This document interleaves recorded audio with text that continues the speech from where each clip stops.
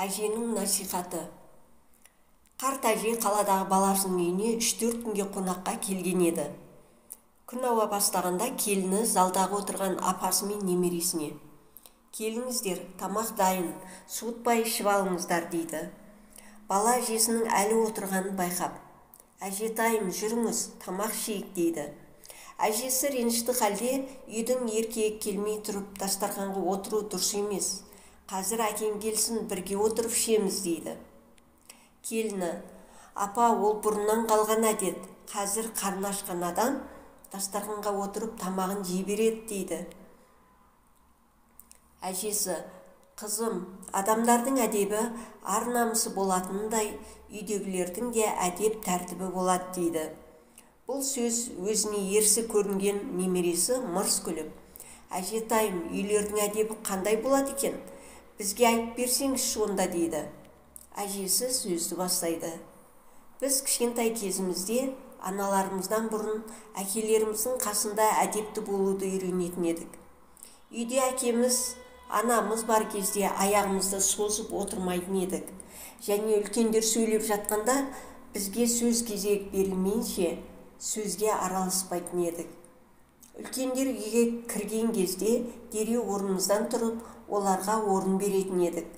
Ешқашан әкемізден бұрын дастархан басына отырмайтын едік.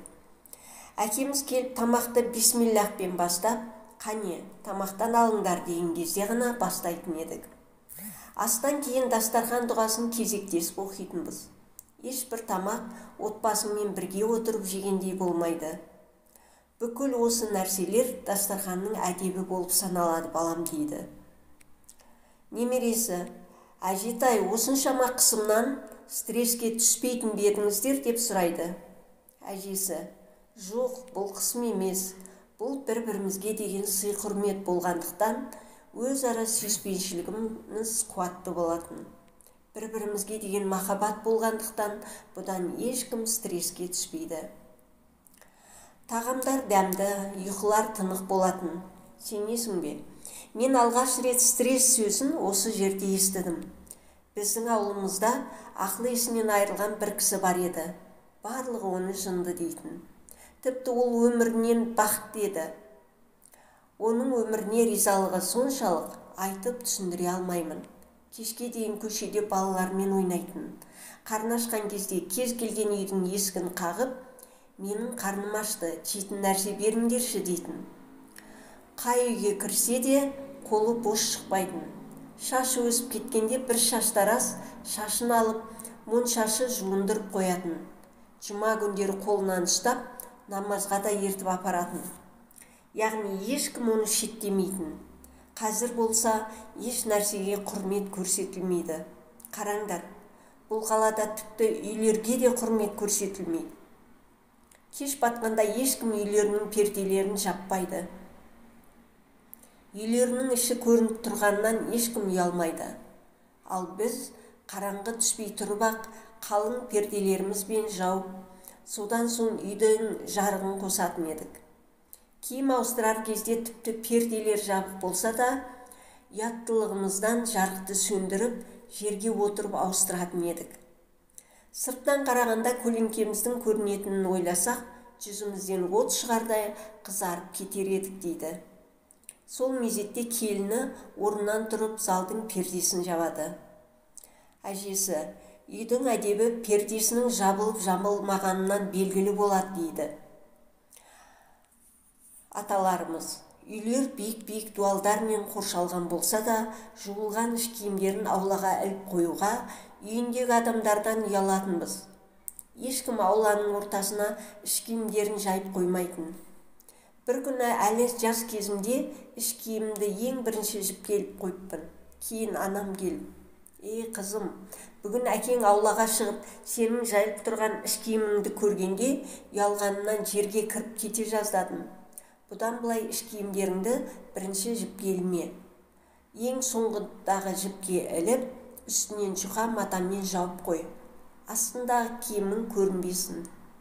Әдебімізден, ар-намысымыздан айырылсақ, иманымыздан да айырыламыз" деген еді. Мен ол кезде 12 жасар едім. Анамнан бұл сөздерді естіген кезімде ұялғанымнан өзімді қоярға жер таппадым.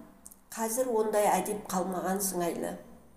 Кеше таза ауа алайын деп балконға шықсам, қарсыдағы көрші іш киімдерін балконына жайып қойыпты. Мен мұны көріп ұялғаннан үйге кіріп кеттім. Қазіргі күнде көбісі көшеде тамақтанады. Көз ақысы деген нәрсе бар. Адамдар базардан алған заттарын іші көрініп тұратын пакеттерге салып, үйіне алып келеді. Бұл заттарды алуға жағдайы келмейтін адамдар бар. Көз ақысы өтеді. Қызғаншақтық, көре алмаушылық пайда болады. Бұған мән беріп жатқан ешкім жоқ. Әркімнің көз түскен мұндай тағамдарда шипа болмайды. Пайғамбарымыз жасаған тағамдарының иісімен көршілеріңді мазаламаңдар деген. Қазіргі таңда адамдар тағамдардың иістерін мүңкітіп, оларды баршаға көрсету арқылы айналадағы адамдардың мазасын алады. Әрине, әлгі желінген тағамдардан азапталады. Кейін стресс деп дәрігерлерге барады. Үйдің тағы бір әдебі бар. Ең маңыздысы да осы болса керек. Үйдің ішінде болып жатқан ұрыс-керістер, әртүрлі жағдайлар сыртқа шықпауы тиіс.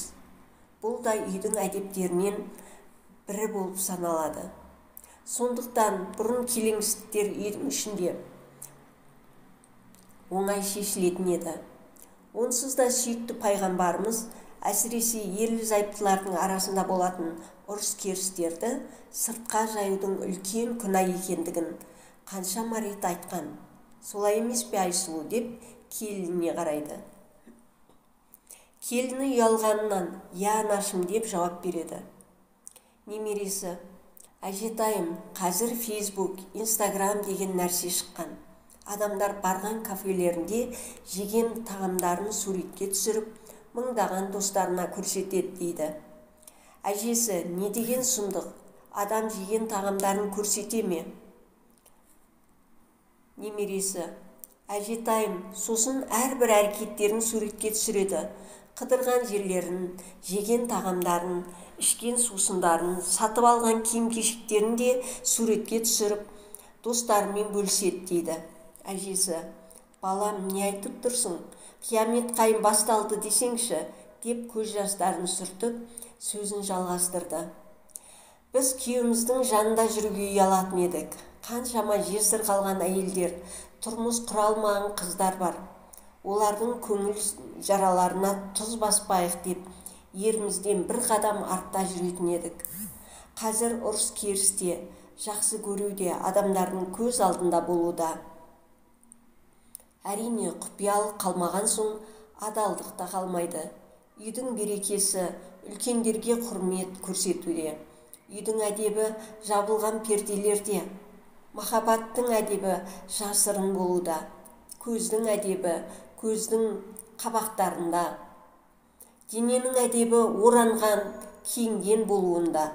Ал ұят иманнан. Мен сендерге анамның айтып берген бір ғибратты оқиғасын айтып берейін.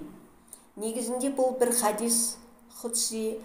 Алла тағала адамды алейхиссалам жаратқан кезде Жәбірейіл оған 3 сыйлық алып келеді: ілім, ұят және ақыл. Алла тағала оған: «Ей адам, осылардан қалағаныңды таңда» дейді. Адам алейхиссалам ақылды таңдайды. Жәбірейіл алейхиссалам ұят пен ілімге орындарына қайтуын әмір етеді. Сонда ұят пен ілім былай деп жауап береді: «Біз рухтар әлемінде бірге едік. Бір-бірімізден ешқашан айырылмаймыз. Рухтар денелерге кіргеннен кейін де бірге боламыз. Ақыл қайда болса, біз де сондамыз» дейді Жәбірейіл алейхиссалам. Олай болса орындарыңа орналасыңдар деп әмір еткен кезде ақыл миға, ілім көңілге, яғни жүрекке, ал ұят көзге орналасады. Осы хадис құдсиде де айтылғандай, ұяттың орны көз. Сондықтан әрі көзімізді қорғау керек, әрі көзге түсетін нәрселерді де бақылауда ұстау керек дейді келіні. «Дұрыс айтасыз анашым, біз әдебімізді жоғалтқандықтан қиыншылықтарға тап болдық дейді. Немересі қасығын жай қойып. Мен тамақта әкем келгенде ішемін анашым дейді. Әжесі де айтқан сөздерінің балаларына әсер еткендігін көріп, Аллаға шүкір етті. Тыңдағандарыңызға рахмет.